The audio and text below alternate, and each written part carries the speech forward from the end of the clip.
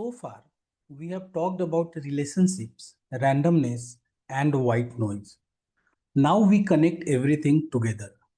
There is one concept in econometrics that captures all of this. That is the error term. So in this video, we will understand what it really means. Let's start with a familiar idea. Higher risk should lead to higher return.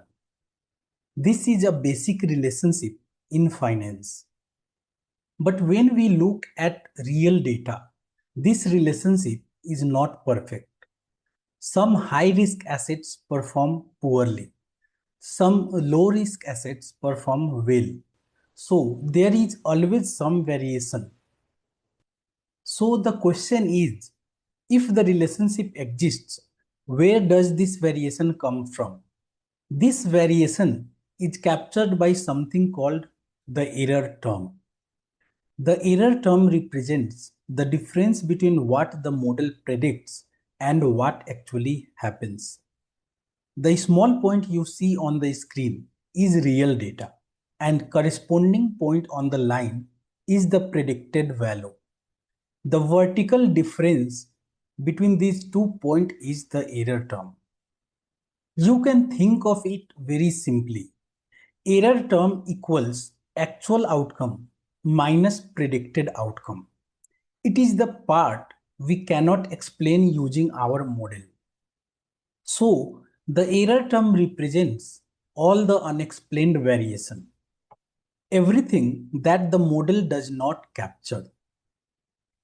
In finance, this includes many things: unobserved factors, unexpected news, investor behavior, market shocks.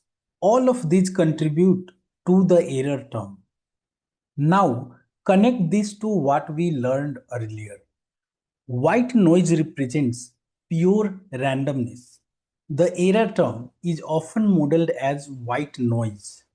So, it represents the unpredictable part of the system.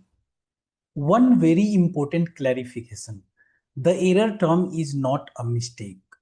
It does not mean something went wrong. It simply represents the uncertainty. With models, we simplify reality, but reality is always more complex than the model. So, there will always be a gap between the two, and that gap is the error term. The error term is not noise we ignore, it is reality we cannot fully observe. Understanding the error term is essential because econometrics is not about eliminating randomness. It is about modeling relationships while acknowledging uncertainty. Any model has two parts: the part we can explain and the part we cannot. That unexplained part is the error term, which represents randomness in real world data. It simply captures everything our model cannot explain. Now that we understand the role of randomness, we can go one step deeper. In the next lesson, we will explore why markets cannot be modeled like physical systems. Till then, thank you for watching, and as always, happy learning.